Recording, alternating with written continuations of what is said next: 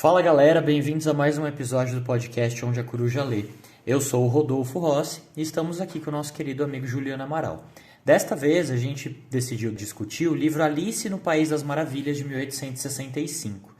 Essa obra foi escrita por Lewis Carroll, que é um pseudônimo de Charles Ludwig Dodgson. Veja, nós estamos usando como referência um e-book, a edição da editorial Arara Azul, que foi realizada em 2002 e conta com a tradução de Clélia Regina Ramos. Muito bem, acho que para começar essa discussão, Ju, acho que seria muito interessante a gente pensar primeiro na ideia de que Alice no País das Maravilhas, que é um livro de língua inglesa, ele está num vestibular brasileiro. O que você acha sobre isso? Como é que você vê essa situação e qual é a contribuição dessa relação estabelecida? Bom dia, boa tarde, boa noite para você, meu grande querido amigo ouvinte, para você, meu grande querido amigo Rodolfo. Bom, o Unicamp está se especializando numa espécie de surpresa, né? A gente sempre tem esperado agora um fator surpresa vindo da Unicamp para os triênios dos seus vestibulares. Foi assim quando a gente viu que os Racionais MCs caíram no vestibular, né? E agora sendo com Alice no País das Maravilhas. Pela questão da língua inglesa, como você falou, né? Há um pioneirismo da Unicamp nesse sentido, né? De tratar de um livro que, embora tenha muitas traduções, embora tenha muitas versões, ele é um livro criado dentro de uma outra cultura, que não a cultura de falantes da língua portuguesa, que não a cultura de brasileiros falantes da língua portuguesa. Não só essa questão do pioneirismo do inglês ressalta pra gente, mas o fato de que Alice é um livro que por muito tempo moveu nosso interesse literário e encantamento artístico na infância e na juventude. Isso é só pra gente pensar quantas pessoas não começaram a ler, ou não começaram a se interessar por cinema, por terem tido contato com alguma versão escrita de Alice, ou com um filme em desenho, famoso filme em desenho, ou com a versão mais recente do Tim Burton, né, alguns anos atrás. E esse tipo de obra mais lúdica, né, com esse aspecto de encantamento infantil em primeiro lugar, a priori, pra gente pensar, ele geralmente não está no vestibular, né? A gente já falou de um livro que tem um encantamento infantil, que é o caso do Capitães da Areia, do Jorge Amado, mas aqui a gente tem duas noções diferentes, né? Aqui, quando a gente pensa no texto do Lewis Carroll, sobressai muito pra gente essa questão do lúdico, o que não acontece, por exemplo, com o Jorge Amado. A gente tem uma história um pouco menos lúdica. Alice no País das Maravilhas é um livro que foi tantas vezes lido, tantas vezes encenado, tantas vezes passado no cinema e de tantas formas, que a gente acaba se esquecendo de que não é uma história apenas, ele é um livro. Ele é um livro criado por um autor, ou seja, ele tem um valor literário. Essa escolha da Unicamp também tem um pouco disso, de resgatar o valor literário do Alice no País das Maravilhas. Não só uma história lúdica, antes de tudo, uma história literária está sendo tratada aqui. Há de se pensar nesse livro enquanto literatura para se discutir no vestibular. Acho que para a gente entender um pouquinho melhor qual que é esse ponto que a gente quer falar de Alice no País das Maravilhas enquanto literatura, partir para as características mesmo do livro, para as informações mais importantes, para discutir um pouquinho sobre como é importante a gente pensar em Alice enquanto literatura, né, Rhodes? E é muito legal, Ju, que essa ideia de resgatar o valor literário da Alice foi algo muito bacana na sala de aula, para mim, na minha experiência, né? Criei um curso de literatura para um primeiro colegial do ensino médio. Então, veja, são pessoas que estão transitando do Fundamental 2 para o ensino médio, portanto, para um novo nível. O primeiro módulo da apostila de literatura, ela sugere que o professor trabalhe arte como linguagem, isto é, que ele mostre as diferentes linguagens artísticas, que ele mostre como a arte se expressa por meio das linguagens, como fotografia, pinturas e o próprio texto literário. E eu vi essa oportunidade como algo muito encantador, no sentido de, ao mesmo tempo, trabalhar um livro do vestibular e também tentar uma nova proposta. Afinal, quando um novo livro vem para os vestibulares, né, nós temos que reestruturar toda uma dinâmica para que esse livro se encaixe nos ensinos, né, do que a gente está produzindo. Então, eu pensei o seguinte, olha, acho que trabalhar um texto literário com tantas características interessantes na criação de uma história fantástica, talvez possa motivar os alunos a aprenderem um pouco mais desse aspecto, digamos, lúdico mesmo, né? Como o Ju disse, da arte. A arte não é poderosa somente porque ela apresenta a realidade ou imita a realidade, mas também porque ela transforma a realidade. Essa transformação da realidade não necessariamente distorce a realidade de um modo que ela não é compreensível. Toda figuração possibilita interpretação. Interpretando aquilo que é visto de maneira diferente, que nós, de certa forma, nos abrimos à pluralidade da vida. A literatura tem esse poder.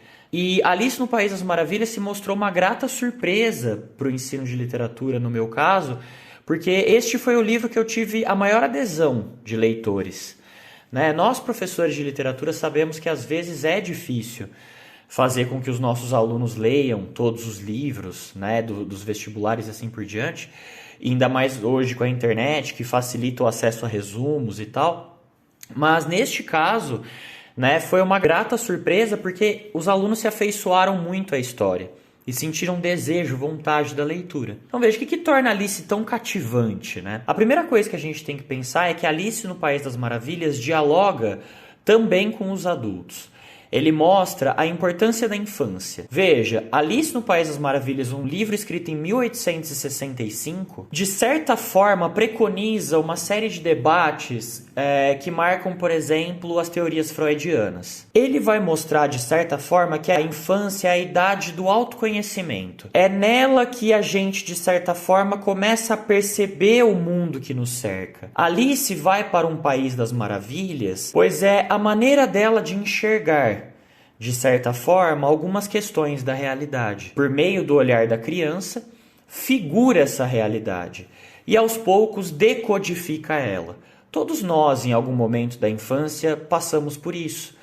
Né? O Freud vai dizer que o nosso inconsciente, por exemplo, ele atua e que ele é formado, sobretudo, na infância. Né? Que na infância é um período inconsciente muito forte do ser humano. A jornada de autoconhecimento da Alice é uma jornada pelas relações da vida, pelas questões da vida, como o tempo, o amadurecimento, as relações entre os indivíduos e assim por diante. Alice vivencia em um mundo de fantasia por meio de uma outra forma de enxergar os desafios do cotidiano das pessoas. Então veja, a ideia de um conto de fadas mostrar a realidade é muito poderosa, afinal é uma ideia em que este conto de fadas revela essa realidade de uma maneira por vezes nonsense, por vezes esse nonsense pode ser irônico, por outras engraçado ou divertido, por vezes esse nonsense vai mostrar o ridículo das relações sociais e assim por diante. E o mundo onírico que pressupomos pertencer à criança, porque a criança brinca, a criança imagina, a criança pensa que o chão é lava e pula de um sofá para o outro, mas não é só da criança, é também nosso, né? E a Alice vai mostrar muito de que esse mundo onírico nos pertence também. Ela é uma estrutura linguística plural, multifacetada, o que torna ainda o texto ainda mais interessante, porque vejam só, se eu estou falando da criança, por que não usar diversas linguagens que constituem o imaginário do ser humano? Então, Alice no País das Maravilhas é um texto majoritariamente escrito em prosa, mas também conta com poesias, canções e também as famosas ilustrações. Veja, ilustrações são linguagens não verbais. Não é porque não tem palavra que não é texto, a gente precisa lembrar disso. Então, Alice no País das Maravilhas contempla uma série de linguagens. Linguagens essas que nos lembram também das cantigas que ouvíamos, ciranda, amarelinha, etc. Milhões de brincadeiras, né? Essa percepção nos mostra que a obra Alice no País das Maravilhas nos motiva a pensar no que é ser humano. Veja, qual é a ignição da história? O que começa a nossa narrativa Alice no País das Maravilhas? A curiosidade. Alice, num dia banal, num dia qualquer, está passeando com a sua irmã no parque e está entediada. Quando ela começa a metaforizar sobre a vida, de repente aparece um coelho branco e está com pressa. Isso, a princípio, não a comove. No entanto, quando ela observa o coelho pegando um relógio e dizendo que estava com pressa olhando para o objeto, aquilo motiva ela como um relâmpago. E aí o nosso autor diz que isso é a curiosidade. Veja, a motivação da Alice em conhecer o mundo, em conhecer as coisas, é aquilo que a conduz à maturidade. Quando ela entra no buraco do coelho, essa empolgação é logo freada. O tempo demora para passar. Ela pensa que seria uma queda brusca. Não, é super lenta. E aí começa uma série de desafios, uma série de questões a surgir diante da Alice para que ela possa prosseguir pelo seu caminho. Ju, quais delas, por exemplo, você gostaria de citar e que você acha que são muito interessantes? Olha, Miro, acho que é importante a gente ressaltar, para começar a falar sobre esse poder literário de Alice no País das Maravilhas, como você mesmo disse, a questão de que o tempo muda lá dentro e de que o tempo ele parece ser uma parte central aqui do nosso livro. Isso já aparece no segundo capítulo, né, em que ela, na célebre cena das lágrimas, cresce muito, pois ela diminui muito, ela não consegue ali passar pela porta, né, para seguir o coelho. Aí ela chora muito, e ela diminui, entra e consegue passar pela porta. Tem um aprendizado aqui, né, que é um aprendizado pela dor. A Alice só vai ter noção de como confrontar esse episódio a partir da dor, a partir da tristeza, e é a tristeza que simbolizada pelas lágrimas que vai ajudar ela a resolver esse momento. É interessante quando a gente fala de um livro multitextual, multilinguístico, como você falou, a gente tem aqui um jogo literário com um enigma, né? Como se a gente estivesse interrompendo a narrativa e nós fôssemos convidados, de certa forma, a resolver esse enigma junto com a Alice. Como é que ela vai fazer para passar pela porta? Que tipo de aprendizado ela vai ter aqui? E mais do que isso, como ela vai lidar enquanto indivíduo em formação com a dor, com o não passar, com o não conseguir. E o não conseguir da Alice é justamente conseguir.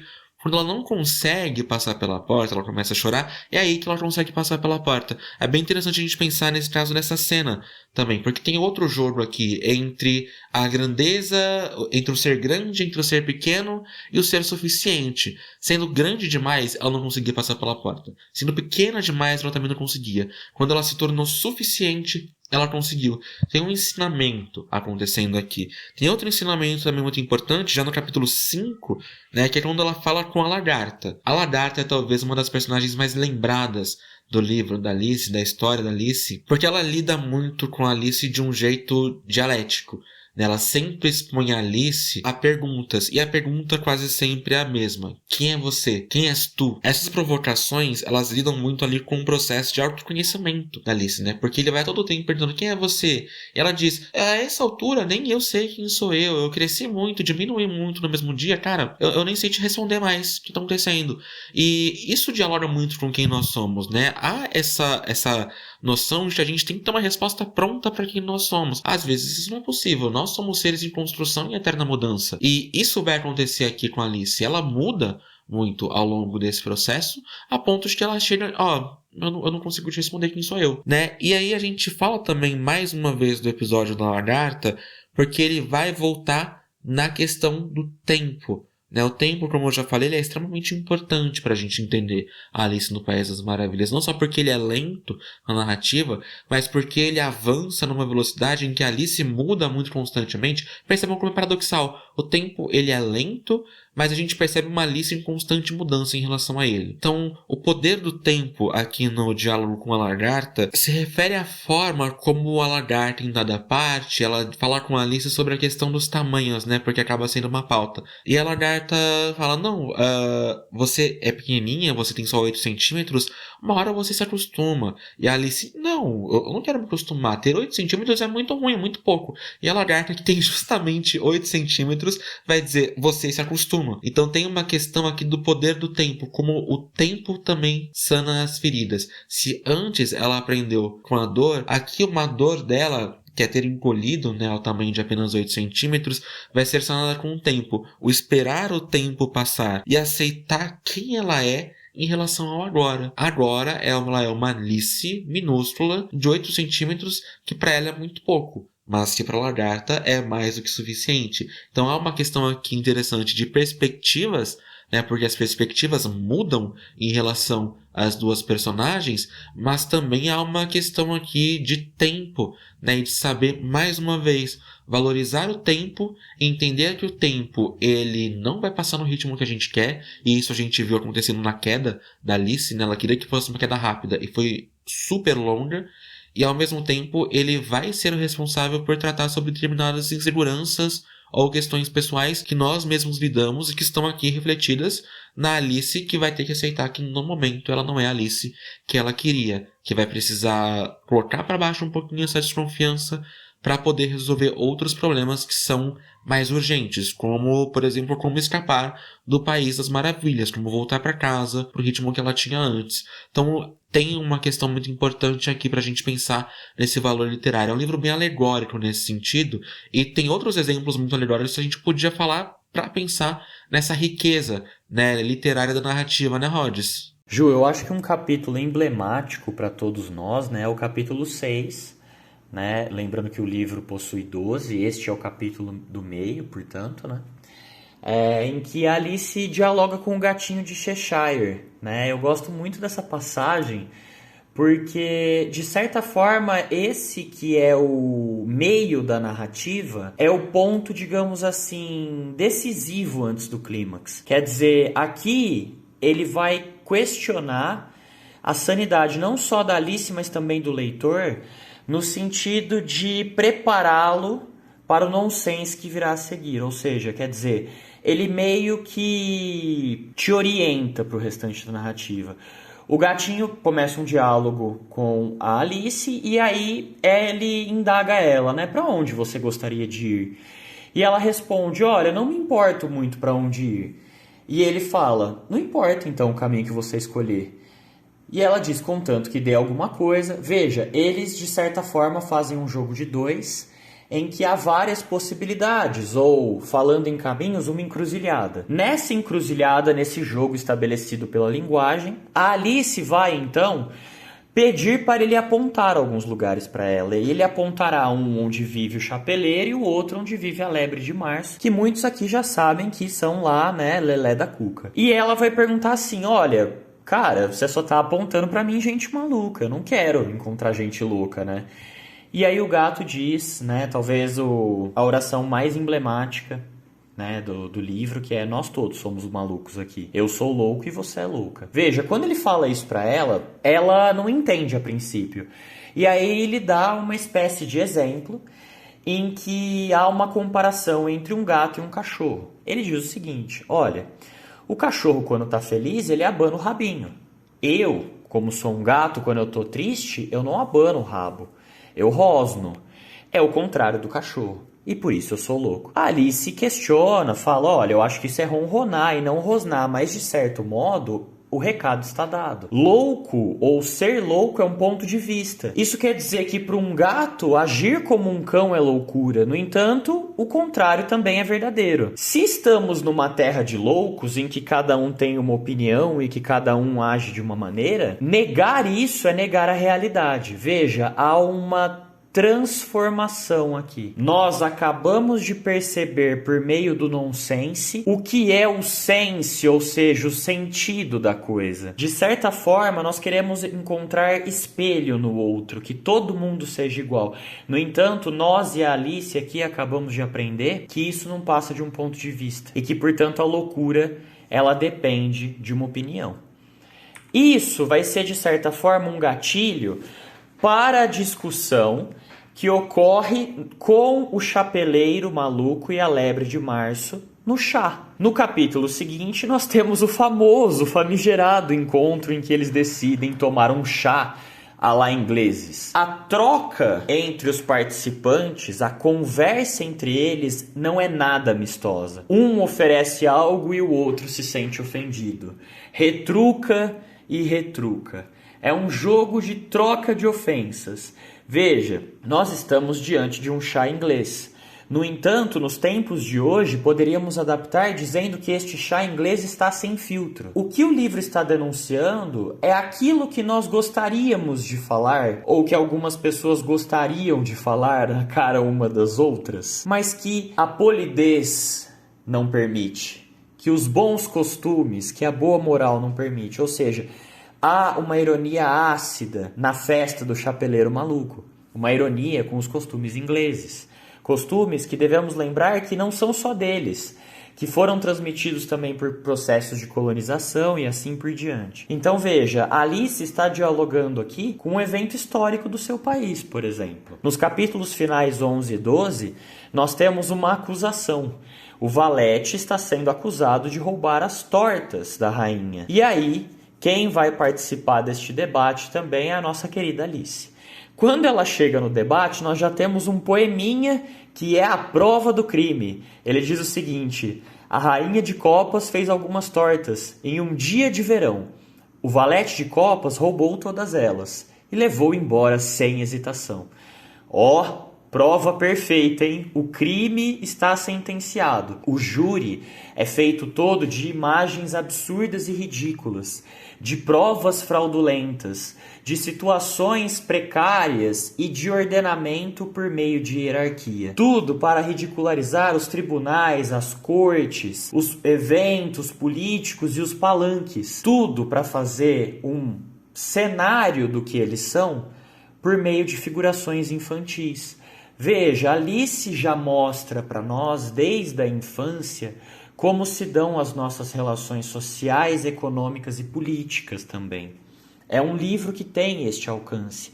E ele o faz por meio de abstrações e figurações, como eu disse anteriormente. Então, tudo isso constrói este imaginário que torna, de certa forma, a linguagem de Alice uma linguagem universal, dos tempos modernos. Quando a Alice, por exemplo, é questionada no tribunal sobre o que ela sabe do caso, ela é honesta, ela diz: eu não sei nada. O rei insiste: nada de nada? E ela diz: nada de nada. No entanto, o júri não sabe o que faz com a informação porque o rei diz que isso é muito importante. Ou seja, é nada importante ou é muito importante? É importante ou desimportante? Eles não sabem. Alguns escrevem que é importante e outros que é desimportante. E tá tudo certo. Veja, a ironia, o humor da cena mostra que o nonsense às vezes faz bastante sentido, como eu falei anteriormente. No último capítulo, a Alice, ela se vê confrontada por uma decisão da rainha, uma confrontação moral. A rainha diz que primeiro deve ser dada a sentença para depois o veredito. E a Alice diz que isso é um disparate, um absurdo, e começa a voltar ao seu tamanho original. Neste momento as cartas voam e Alice acorda. Acordando, ela finalmente reencontra sua irmã. A partir deste ponto, a narrativa mostra o ponto de vista da irmã da Alice, que já é uma adulta. E ela começa a imaginar a irmãzinha como uma mulher crescida. E mesmo já crescida, essa mulher, na sua maturidade, seria simples e afetuosa, como na infância. A partir desta maturidade, estaria cercada de crianças para contar histórias a essas crianças. Essa ideia de contar histórias parece muito interessante, né, Ju? Porque, de certa forma, ela tá atrelada ao universo da criança, né? Mas não é só isso, certo? Rhodes, é importante a gente lembrar um pouco que nesse final ele ressalta um pouco a própria ideia do narrador, né, que é algo extremamente importante para a vida infantil, na manutenção desse imaginário infantil, né, a presença do narrador enquanto um contador de histórias, enquanto uma pessoa que está em processo de formação e vai chegar numa idade adulta, vai chegar no momento em que ela vai ajudar a cultivar esse mundo, né? Então tem um jogo muito interessante aqui entre o amadurecimento, né, a formação da Alice, representada pela vida adulta que um dia ela terá, e a questão do imaginário infantil, que é resguardado de certa forma por esse adulto narrador, que é mantido por esse narrador, que é mantido por essa figura adulta que vai trabalhar essas questões e que vai precisar também desse imaginário para resolver certas questões da sua própria vida. Para a gente voltar a falar um pouquinho talvez dos filmes, né, porque a gente falou antes, para quem assistiu o filme do Tim Burton, isso dialoga totalmente com o filme. Porque, muito embora seja a história com as mesmas personagens principais, a gente tem a lagarta, a gente tem o gato, a situação muda. Quando Alice se encontra no País das Maravilhas no filme do Tim Burton, a gente vê uma Alice que não é mais aquela criança, que passou por aquele processo de amadurecimento. E essa Alice adulta tem um certo receio, porque as personagens falam que já tiveram um contato com ela, ela não se lembra. Em determinado momento ela se lembra que ela já esteve. É uma revisita, que é ao mesmo tempo uma revisita ao mundo onírico, ao mundo infantil, ao mundo juvenil, ao mundo onde as coisas não fazem sentido, ao mundo onde há uma dose perfeita, eu diria, né, de loucura. É uma revisita a si mesma enquanto adulta. Como é que ela simplesmente se perdeu da Alice que ela era quando criança, que estava no País das Maravilhas, a ponto de simplesmente esquecer completamente que ela esteve lá. Não só as experiências, não só as personagens, não só tudo aquilo. Ela se esqueceu da presença dela no País das Maravilhas, que é uma presença marcante, né? E isso dialoga com a vida dela, de como ela se perdeu talvez desse imaginário infantil e desse narrador que o livro preconiza que ela se tornaria. No filme do Tim Burton ela não se torna esse narrador, ela se torna uma pessoa séria, sisuda, que tem que lidar com problemas de vida adulta importantíssimos. E ela é convidada a lidar com esses problemas novamente, para entender que muitos desses problemas que ela está lidando enquanto adulta tiveram um background quando ela era uma criança, quando ela estava nesse mundo onírico, e como no mundo onírico ela percebeu esses desajustes da vida adulta, da vida cotidiana, da vida citadina em relação direta. A vida nua e crua, as relações nua e cruas que você falou, a questão do aprendizado pela dor, a valorização do tempo, tudo isso tá ali e adormeceu de certa forma. Então é interessante a gente pensar nesse final do livro e trazer um pouquinho do filme, né, que faz mudanças na narrativa, a gente sabe que elas acontecem, mas que é uma adaptação, para falar nas adaptações que a gente falou quando a gente falou de Sid Field, né, porque ele vai, de certa forma, dar uma espécie de resolvida nessa questão da vida adulta que é exposta pelo Lewis Carroll no final. Um dia a Alice vai crescer e ela vai contar essas histórias. Bom, o que vai acontecer se ela simplesmente crescer e não contar essas histórias? A gente vê isso no filme.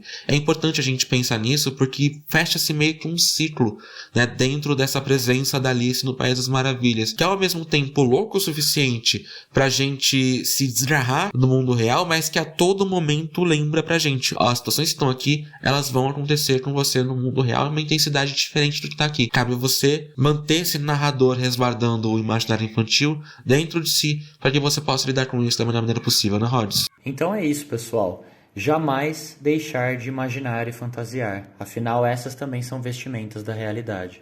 Obrigado por participarem deste episódio e até a próxima. Tchau, tchau.